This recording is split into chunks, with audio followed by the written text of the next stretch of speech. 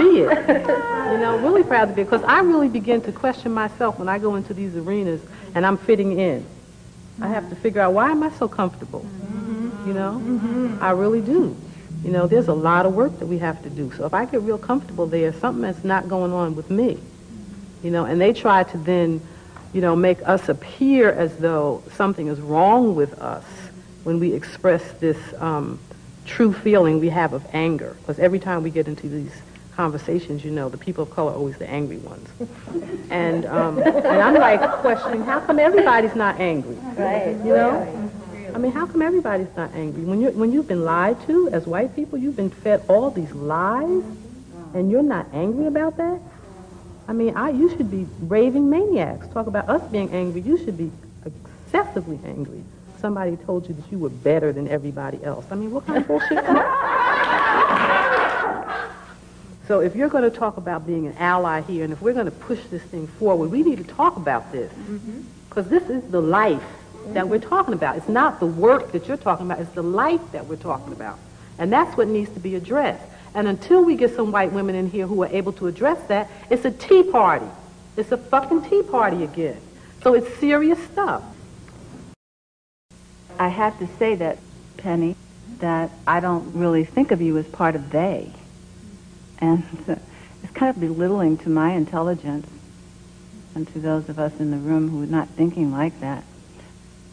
People of color come together to heal and talk, and I felt this in this conversation we had last Saturday, a community conversation, where we broke into two separate groups, and the people of color, and it was all women that day for whatever reason, the people of color went to one room and chatted, and we were women of color of different races.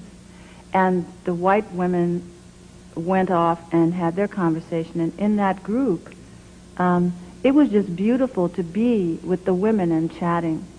And when we came back to the larger group, the women of color were still just wanting to share and heal, and the white women were wanting to know and to get. And so it was almost as if this cleavage went down the middle of the room, and there was something shifted, and there was no meeting. No one could talk, because one wanted to say just an experience, and the other one wanted an answer. It's the most debilitating, exasperating set of dual realities trying to happen in one room. It does come out. I mean, Penny, when you were talking about your fear of Intisar and her power, I just think of like Daniel Moynihan saying the black matriarch and her so-called power and how she drives the black men out of her life and how she rules and terrorizes the household. What kind of power is it that you're talking about?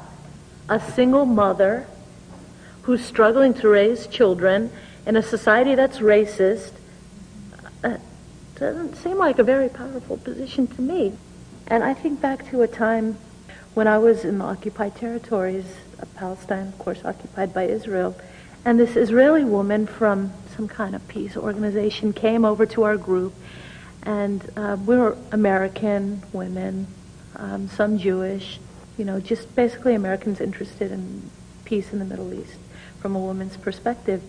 And she was telling us about her observations and watching how Palestinian women work together and how they talk to each other about women's issues, about how they would build a state if they had a state or power, and how they would organize and coalition build across political faction lines, and how the Israeli women were so aware of how strong these Palestinians were, how much power they had. What power? What power? No power. Militarily occupied, under a patriarchal society, under a military occupation, backed by the only superpower of the world, the United States, and backed by our money, our aid. She talked about their so-called power and how Israeli women had to learn from that. I keep hearing that what you are saying and what we are all saying and what Winnie has been saying about alliance building is this. that if you check out, you go out and you spin that with all the negative contracts that start from the one you make. With that one person, there are a million that follow. In the same way, you could instead check in and become the person who spins it out positively. And you just know that when people go out and they make a commitment to spread the good word by looking at the light and the dark in themselves first, and then going out and talking and stopping shit when it's being said at, you know, water fountains and copier machines. You know how insidious that stuff is? That you stop it where you see it. And the way you begin to stop is that you stop first here. There's a richness of learning, and it gets missed when you personalize it or when you intellectualize it. But does that make any sense, that you have the ability to go and to talk and not from here up? I mean, I don't know what you do, but I want to know, do you talk about your fear? Do you talk about those dark places? Do you talk about the hard shit you learn? I would ask every human being to go to the place where they've had that dark night of the soul, reach in there and pull that thing up and polish it and name what's in it and offer it to others. Each of you were picked very particularly, and it took time to do that. Each of you were picked for your honesty and for your directness and for your sincerity and for the work that you do, too, on yourself.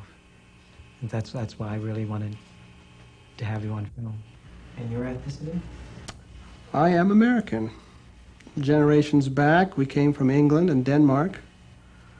But mostly when they got into America here, into whatever happened, we got mixed up. So I'm American. White American, I guess. My father is Mexican. My mother is Irish. African and in some ways back Cherokee descent. I'm a third-generation Japanese American man. I'm at least seventh generation Euro-American. My family is, on both sides, is Scot, and on my father's side is also English and German. I'm Mexican. I'm Latino, I'm Mexican. I'm Mexican-American, I'm Chicano. I am Chinese, and I'm Chinese-American. I am an American also. I am an all-American man. And the reason I say that is that I was born here, educated here, and that makes me American. But I do always want to be identified as African American or black, not just an American. The reason why I'm here, and I'm glad to be here, is because I have a lot of anger, and this is a positive outlet for that anger. I could do a lot of destructive things, but that wouldn't be productive whatsoever. I'm here because I'm a racist, and I've been working at it unlearning that since '76, and I've still got it. And there's a lot of pain around that.